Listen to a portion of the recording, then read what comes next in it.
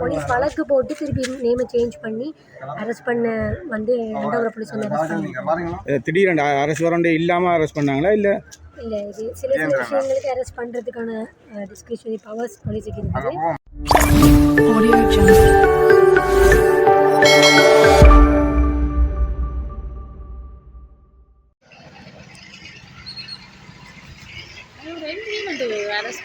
அதான் அப்படியே இல்லை,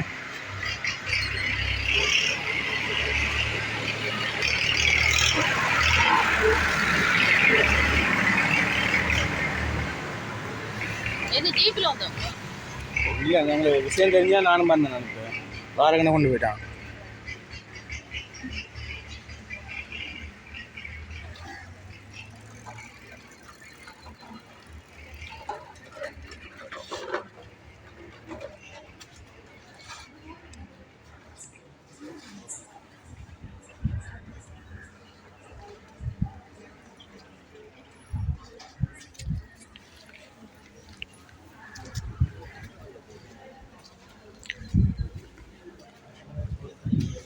மேம் என்ன நடந்தது? மேம் என்ன நடந்தது?